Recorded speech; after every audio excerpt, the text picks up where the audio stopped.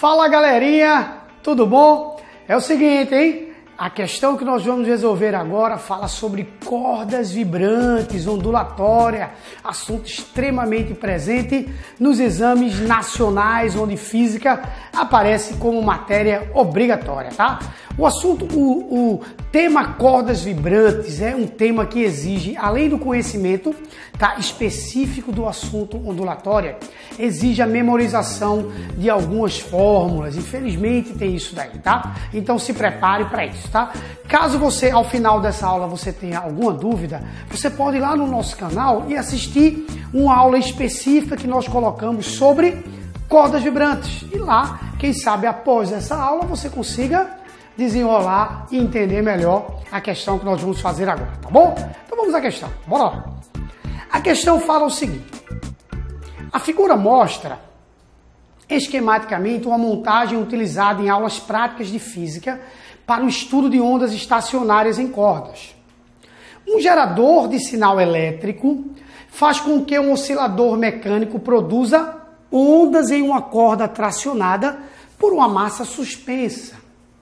A amplitude de oscilação do eixo do oscilador é independente da frequência e muito menor que a altura dos fusos, tá? A rodana é considerada ideal. Sobre esse experimento, analise as seguintes afirmativas. Se a distância entre o oscilador e a rodana for reduzida, a frequência para se obter uma onda estacionária de mesmo número de fusos, que são os ventrezinhos, que são nossas barriguinhas, tá? Que o mostrado na figura será maior e o comprimento de onda será menor. Vamos ver, né? Presta atenção. É o seguinte. A frequência nas cordas vibrantes, que é o que você tem nessa questão, ela é calculada dessa forma.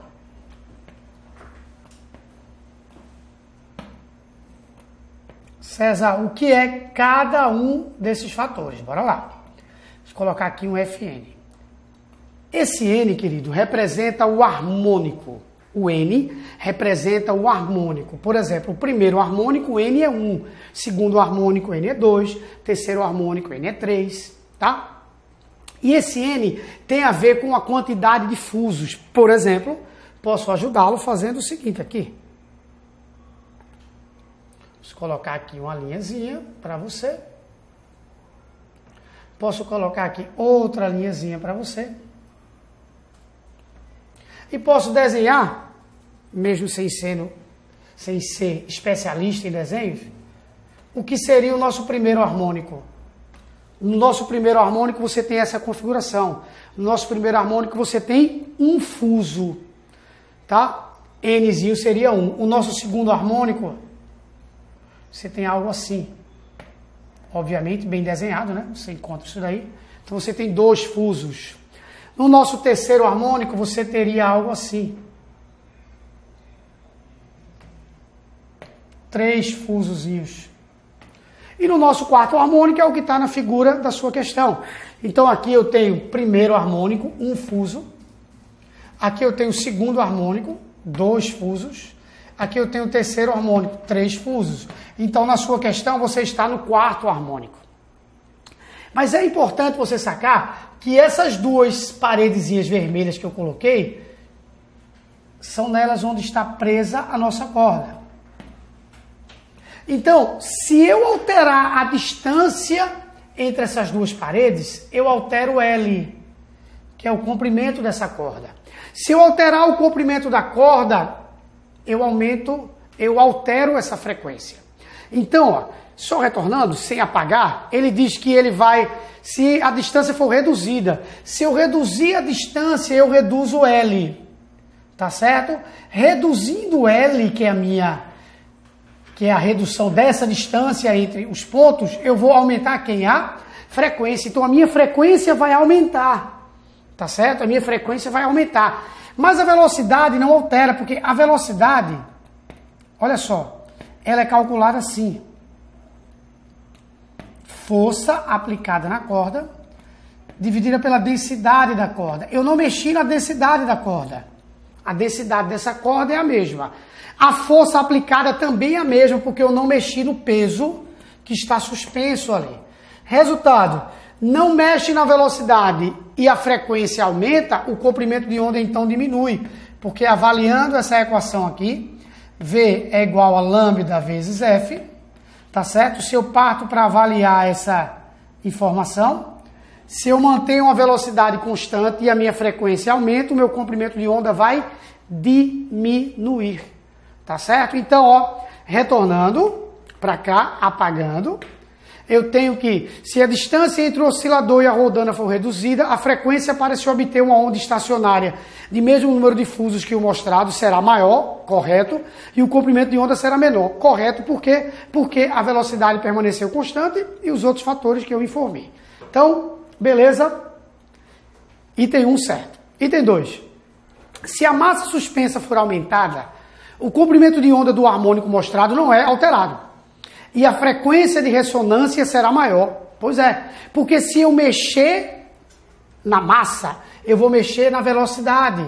Tá aqui, ó, minha velocidadezinha, raiz da força aplicada na corda, e a força ali é a força peso do corpo que está preso à corda, dividido pela densidade linear. Se eu aumento a força, eu aumento a minha velocidade.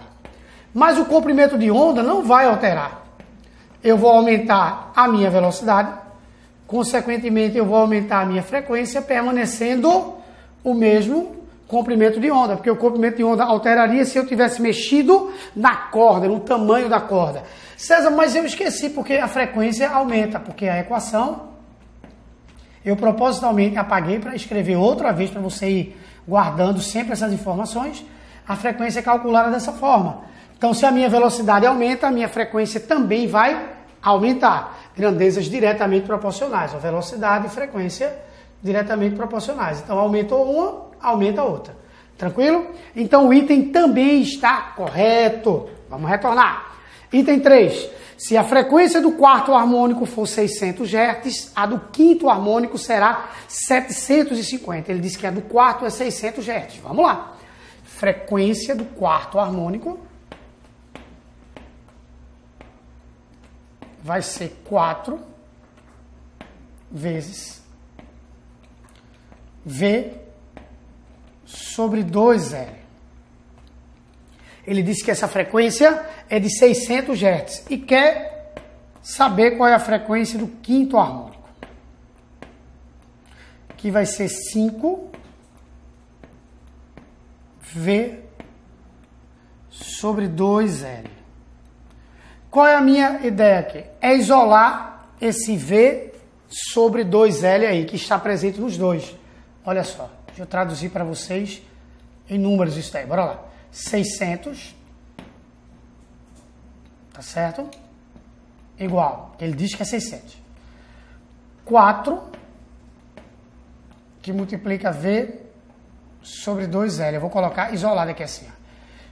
Vou simplificar 600 por 4, dá 150. Então, 150 é igual a V sobre 2L. Guardo essa informação, vou para aqui. Então, a frequência do quinto harmônico será 5 vezes. 5 vezes quem? Opa!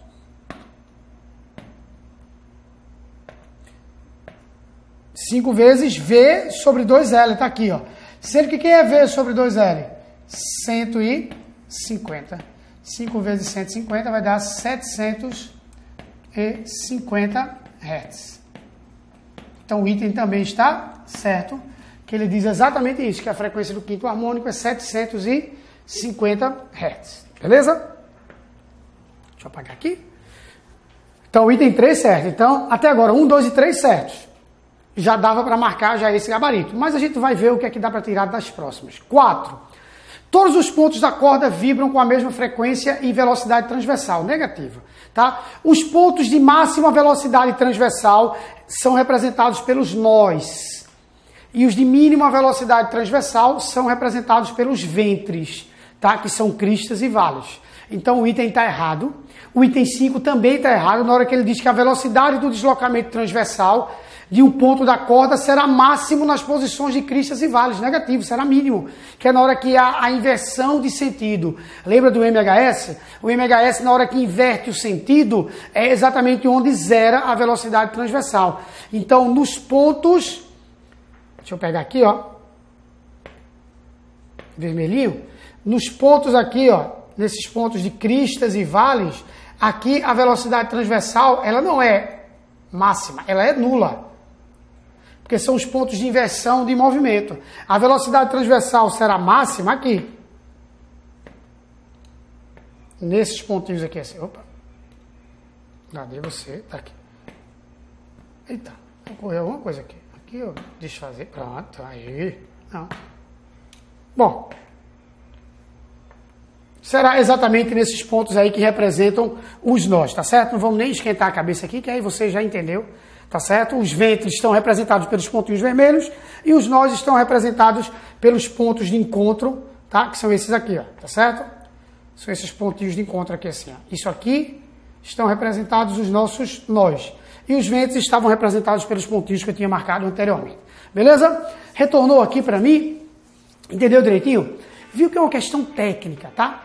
Mas se você pegar qualquer exame onde exista física, você vai acabar encontrando uma questão de cordas vibrantes. E não tem jeito. Você precisa saber essas configurações. Então, como eu disse anteriormente, se você não entendeu bem, pega no nosso canal a aula que tem específica sobre cordas vibrantes, tá bom? Confio em você, segue firme que tu vai acabar conseguindo. Aquele abraço. Tchau, tchau.